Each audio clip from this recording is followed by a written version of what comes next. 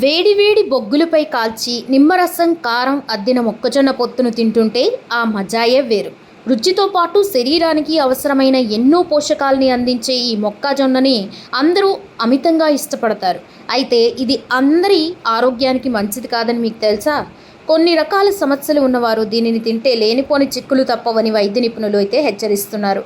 మొక్కజొన్నలో fibre, vitamin B one, బి6, vitamin E, folic acid, niacin, riboflavin వంటి ముఖ్యమైన విటమిన్లు పుష్కలంగా లభిస్తాయి. ఇవి శరీరానికి తక్షణ శక్తిని అందిస్తూ రోగనిరోధక శక్తిని పెంచడంలో తోడ్పడతాయి.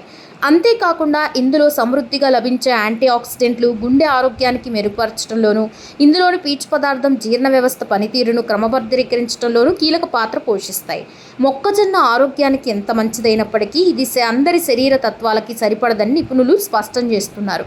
ఫైనాన్షియల్ డిస్ట్రిక్ట్లోని మెడికవర్ హాస్పిటల్లో సీనియర్ డైటీషియన్ స్వాతి వెల్లడించిన వివరాల ప్రకారం కొన్ని రకాల దీర్ఘకాలిక సమస్యలు ఉన్నవారు మొక్కజొన్నను అధికంగా తీసుకుంటే తీవ్రమైన అనారోగ్య సమస్యలు తలెత్తే ముప్పు అయితే ఉంటుంది.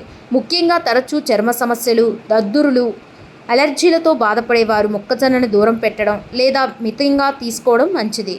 ఇందులోని కొన్ని ప్రోటీన్లు చర్మ ప్రతిచర్యను పెంచి సమస్యను తీవ్రతరం చేస్తాయి. అలాగే ఇందులో కార్బోహైడ్రేట్లు అధికంగా ఉండడం వల్ల షుగర్ ఉన్నవారు ఒకేసారి ఎక్కువ పరిమాణంలో తింటే రక్తంలోని చక్కెర స్థాయిలు అమాంతం పెరిగే ప్రమాదం కూడా ఉంటుంది. జీర్ణ సమస్యలు, గ్యాస్, ఎసిడిటీ ఉన్నవారు దీనిని ఎక్కువగా తింటే కడుపు ఉబ్బరం, అజీర్ణం పెరుగుతాయి.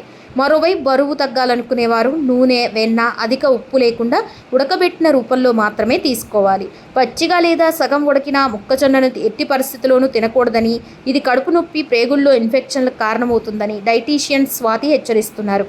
మొక్కజొన్నను ఎంచుకునేటప్పుడు, కాల్చేటప్పుడు కూడా సరైన జాగ్రత్తలు పాటించాలి.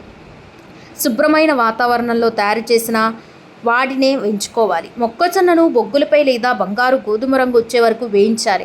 మరీ నల్లగా మాడేలా కాల్చిన భాగాల్లోని శరీరానికి హాని చేసే పదార్థాలు ఉత్పన్నమవుతాయని, అలాంటివి ఎక్కువగా తింటే దీర్ఘకాలంలో అనారోగ్యానికి హాని కలుగుతుందని పరిశోధనలు అయితే సూచిస్తున్నాయి.